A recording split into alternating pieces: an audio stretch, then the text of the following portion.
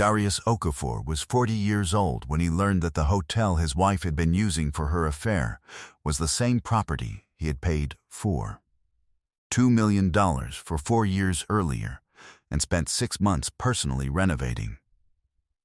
He drove a 7-year-old GMC Tahoe with a cracked center console and a trunk that held contractor samples on most days of the week. He wore canvas work jackets to business meetings and kept his own coffee thermos because the coffee in most offices was not worth the cup it came in.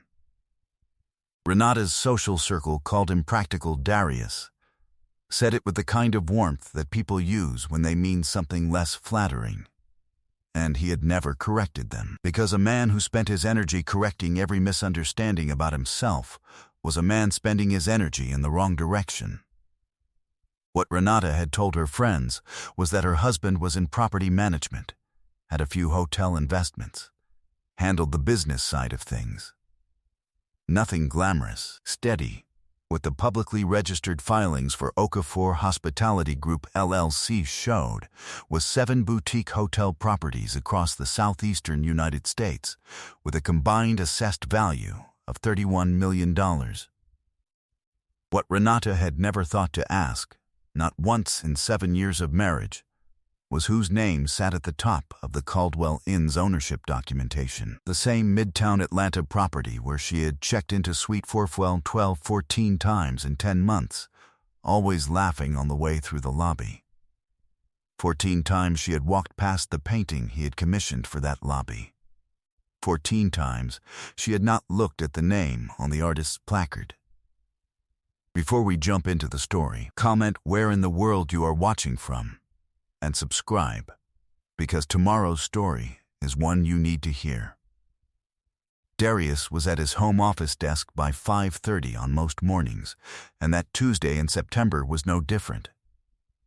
The desk was a piece he had rebuilt himself 4 years prior, a battered oak library desk he had found at an estate sale in Decatur. The veneer split and the hardware missing, the kind of thing most people walked past.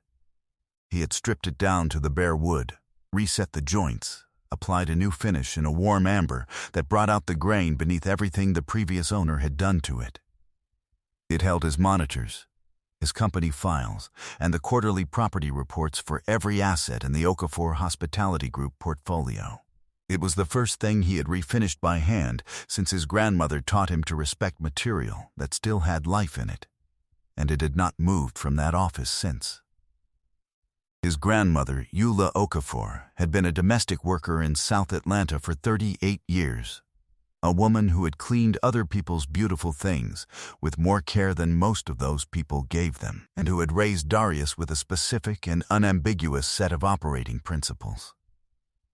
She had been dead 5 years. He still heard her in the particular quiet of early mornings when the city had not yet fully assembled itself. She used to tell him, "Darius, quiet water runs deep. Let the loud ones talk." He had built his entire professional approach around the first sentence of that instruction and found the second one to be an accurate observation about most of the loud ones he had encountered. Okafor Hospitality Group had been incorporated 11 years ago with 1 property and 1 employee, Darius himself.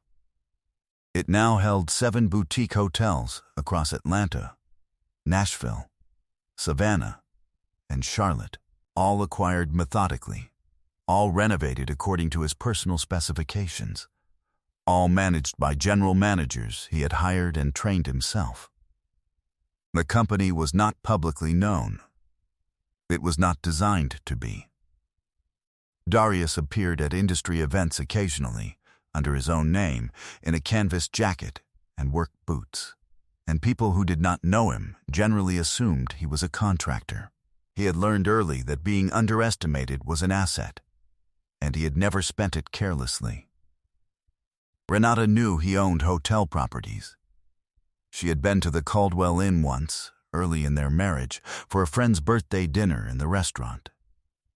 She had said it was a nice place. He had not told her then that he owned it, and she had not thought to ask whose name was above the door. She called his company his hotel thing. He let her. He had met Renata Osei at a fundraising gala for an Atlanta arts nonprofit 6 years before the marriage, longer ago than it felt now. She was in interior design consulting, composed and stylish, with a sharp eye for what made a space work, and the specific confidence of someone who trusted their own taste. He liked that about her immediately.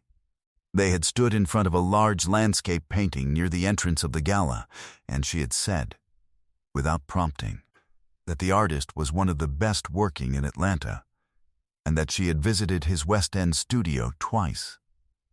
He had filed that away, in the way he filed things worth remembering. They married 2 years later. The marriage had been good for the first 4 years, in a way that still felt real when he thought about it.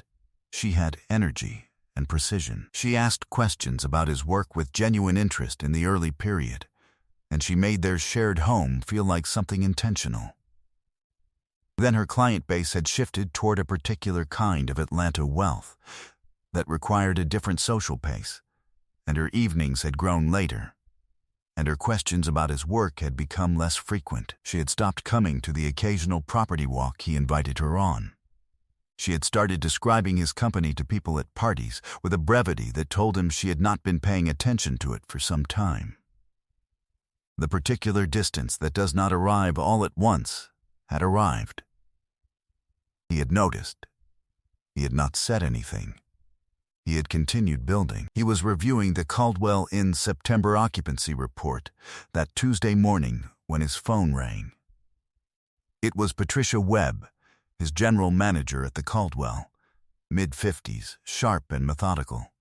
The kind of professional whose attention to detail was the reason he trusted her with the property. She said she wanted to flag a loyalty account discrepancy before she closed out the month-end report.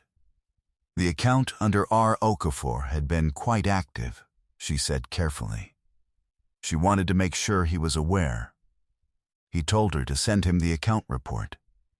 He poured his coffee and read it. Quiet water runs deep. He sat with the loyalty account report for a long time before he opened anything else. The account under R. Okafor had been created 3 years ago when Darius added Renata as a spousal courtesy member, a standard benefit for owners and their households, accumulating points on any stay across the portfolio. He had not thought about the account in the time since. He had not had a reason to.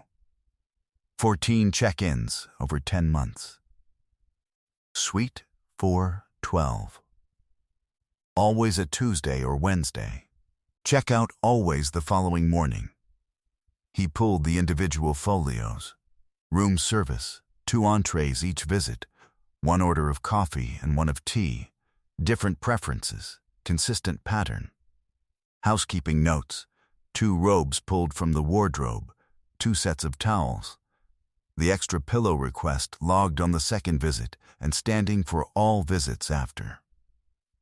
The keycard access log for Suite 412 showed entry and exit times across each evening in a pattern that described 2 people moving through a night together. Incidentals card on file, Marcus Fossey, visa ending 4471. He ran the name, Marcus Fossey. 36. Regional sales coordinator at a distribution firm in Buckhead, not a director as his LinkedIn biography described him, but a coordinator.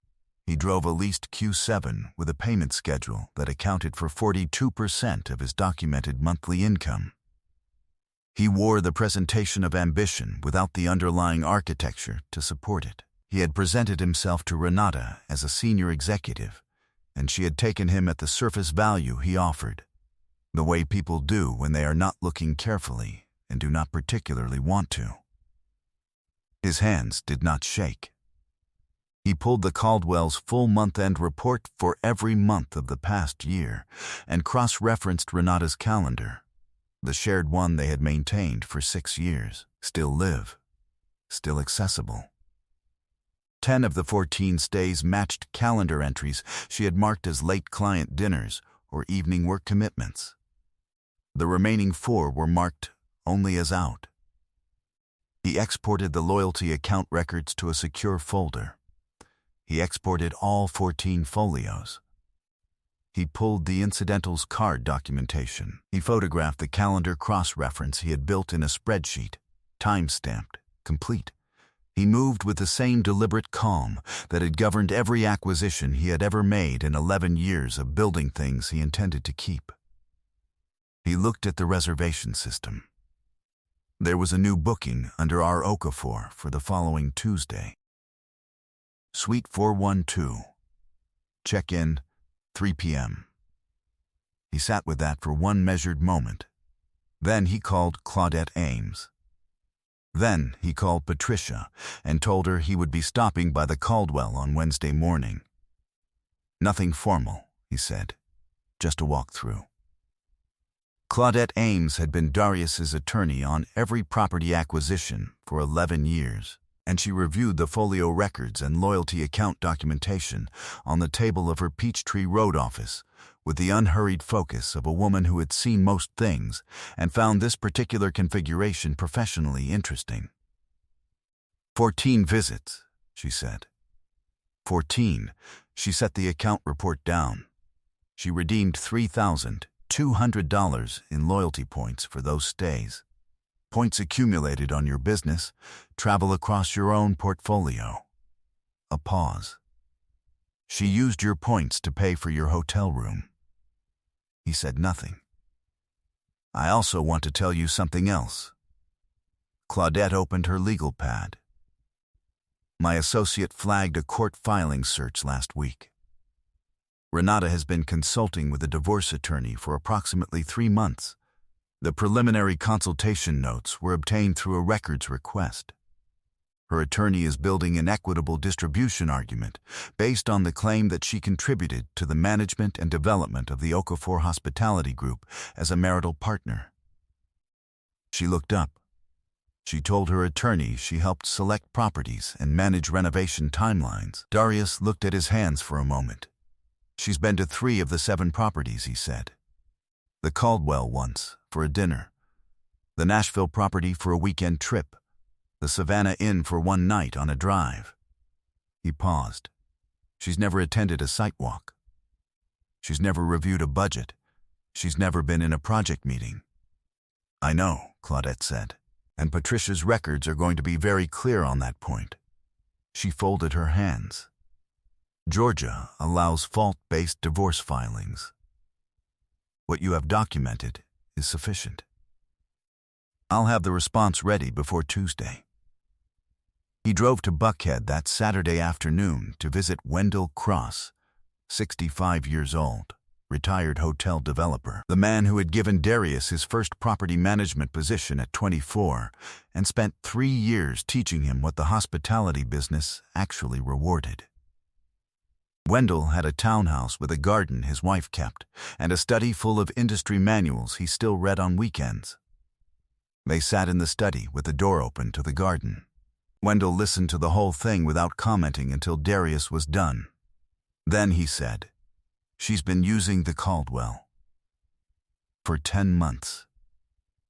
Wendell turned his coffee mug in his hands.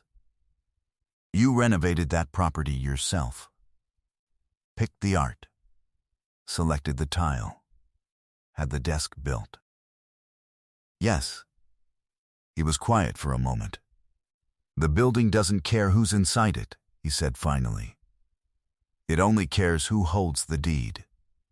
She was staying in your building the whole time. She just didn't know it was yours." He looked at Darius directly. "That's not a complication for you, son. That's the whole story. Right there." By Wednesday of the following week, Claudette's team had completed the counter-evidence file on Marcus Fossey. The Q7 had 3 missed payments in the past 18 months. The 4th would trigger repossession. He had 2 prior civil complaints in Fulton County, both small claims, both from landlords citing unpaid balances. His corporate title discrepancy, coordinator listed internally, director on his public profile, had been documented from 2 independent sources. More relevant to Claudette's equitable distribution defense Renata's dining and entertainment charges on the joint card over the past 10 months came to $6,800. Cross-referencing restaurant locations, dates, and reservation records connected 11 of those charges to venues in proximity to Marcus Fossey's office or the Caldwell Inn on the specific evenings of their hotel stays. Marital waste documented, in addition to the loyalty points. The rehook came on Thursday. Claudette called to say that Renata's attorney had filed a preliminary motion to compel disclosure of all Okafor Hospitality Group financials, describing them as marital business assets. The motion had been filed that morning. It had been filed while Renata had a Suite 4 Tom reservation for the following Tuesday. She was pursuing his assets in court and conducting the affair in his building in the same week. Darius went home that evening and made dinner. He set the table for 2. Renata came in at 7 and said she had a client consultation on Tuesday and wouldn't be home until late. He said that was fine and asked about her day and passed the bread and listened to her answer. She had recently started a new project, a residential redesign in Buckhead for a couple whose taste she described as ambitious. He asked one follow-up question. She talked for 11 minutes about the client's vision and her proposed material palette and a sourcing trip to a showroom in Decatur she had planned for the end of the month. He listened to all of it. The reservation was on the screen of his laptop in the other room. Suite 412, Tuesday at 3 p.m. Her name? She had no idea. He washed the dishes and went to his office and pulled up the hotel renovation photos from 4 years ago. The lobby installation, the desk commission, the tile sourcing trip to Savannah. He looked at the painting photograph for a long time.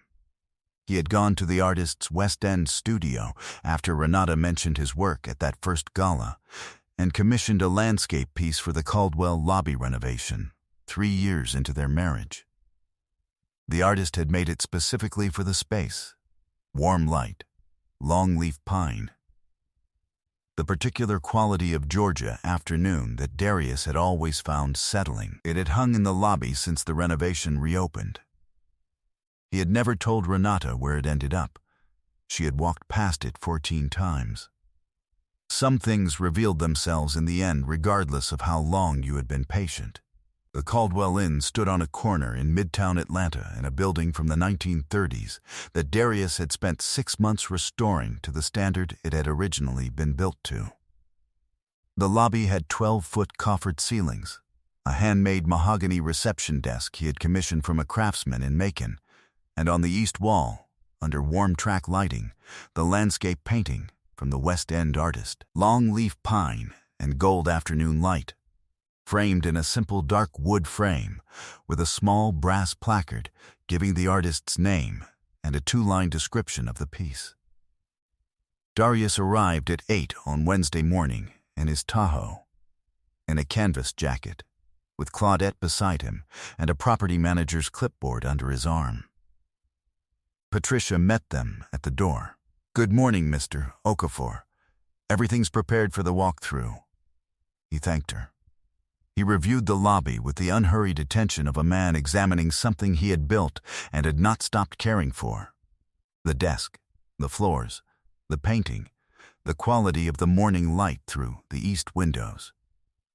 He and Claudette spoke in low tones about Phase 2 of a planned common area renovation. Patricia walked with them, making notes. At 8:17 by the clock above the reception desk, the elevator doors opened. Renata stepped out first. She was in the clothes she had packed the evening before, dressed for a day she had planned carefully, carrying the ease of someone returning to a familiar place. Marcus Fossey came out behind her, a jacket over his arm, his hand finding the small of her back in the practiced way of people who have been doing something for a long time. They were talking. They were laughing about something.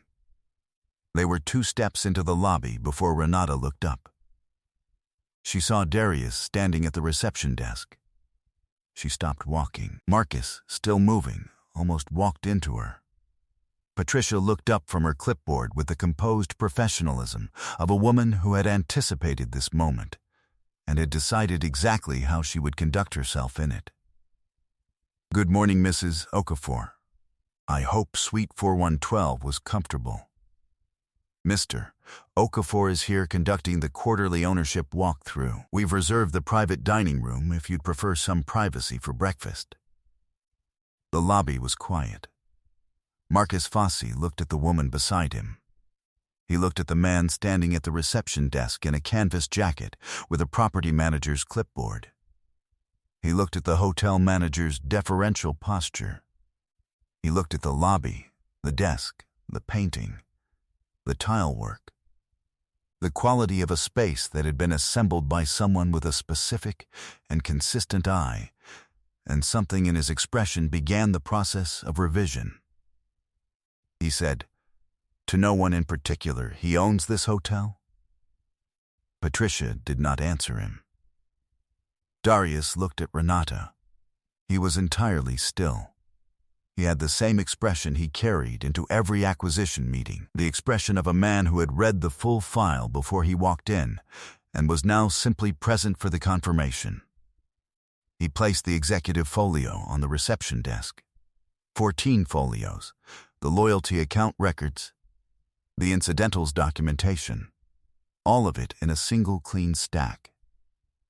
"Patricia's been an excellent manager," he said to the lobby in general and to no one in particular. "When I acquired this property, I told her the two things I needed from her. Run the property well and know what's happening inside it at all times." He looked at Renata. She's done both. Renata's expression had moved through its stages. She started to say his name. "Claudette has everything she needs," Darius said. "You'll be hearing from her office." He looked at the painting on the east wall, the West End artist, long leaf pine and gold afternoon light. The piece Renata had pointed to at a gala 6 years ago and said was the best work she'd seen all year. "You walked past that painting 14 times, he said. "I commissioned it for this lobby 3 years into our marriage. I thought you might like knowing it was here." He paused for one beat. "I was wrong about what you'd be paying attention to." He picked up his clipboard. "Patricia, let's start with the kitchen." He turned and walked through the lobby of his hotel, the desk he commissioned, the tiles he sourced, the painting he arranged for, the floors he oversaw, all of it built and held and maintained by his own patient effort. And he did not look back at the people standing in it. Renata stood in the middle of the lobby. She had checked in laughing. She was standing very still now in a building that had never been a neutral location, surrounded by the choices of a man she had spent 7 years not asking about. 6 months later, the Okafor Hospitality Group had acquired an 8th property. The historic inn in Savannah had been Wendell's suggestion, a 1920s property on a cobblestone street near the river, 8 rooms and a wraparound porch, the kind of acquisition that required patience and a tolerance for structural surprises. Darius had spent 3 weekends there during the renovation, working alongside the contractor on the porch redecking and the lobby tile restoration. He preferred to know the properties he owned in that specific way, by the material they were made of, by the problems they held, by the quality of the light at different hours. The divorce had been finalized 10 weeks prior. Claudette's preparation had been, as always, comprehensive. The fault-based filing had been supported by the hotel's own documentation. 14 folios. A loyalty account in Renata's name. An incidentals card that was not her husband's. The equitable distribution argument that Renata's attorney had built around her alleged contributions to the Okafor Hospitality Group had been contradicted by 4 years of property records, Patricia's operational logs, and the complete absence of Renata's name from any site visit, project meeting, or acquisition document in the company's history. The preliminary motion to compel financial disclosure had been withdrawn after Claudette's response brief. The $6,800 in joint account dining charges had been entered into the marital waste recovery calculation. Renata was working independently in interior design, a smaller practice than before. The Buckade social circle she had been building had not entirely followed her through the specifics of what had become, in that particular community, a known story. Her mother had called Darius twice. He had answered the second call and been kind about it. Marcus Fossey's Q7 had been repossessed in the spring. He had relocated to a city Darius did not track. His LinkedIn profile had been updated, the title revised, the company section edited. Some men's presentations outlasted their situations, and some did not. There was a woman named Simone in Darius's life now. She was a landscape architect who had come in to consult on the outdoor renovation at the Savannah property, recommended by the contractor, and she had arrived with a soil analysis report and a set of plant specimens and an opinion about the porch drainage that turned out to be correct. She had come back for the tile selection meeting because she had more to say about the transition between the interior floor and the porch threshold. He had found himself interested in her thinking in a way that was distinct from the professional subject, and had done nothing about it for 6 weeks before she had asked him, with characteristic directness, whether he wanted to have dinner or whether he was going to keep finding reasons for one more meeting. She did not perform for him. He did not perform for her. He understood that this was a rare condition in a world where most people were performing for someone, and he did not take it for granted. On a Tuesday morning in November, Darius was at his reclaimed oak desk before the Atlanta Light had organized itself.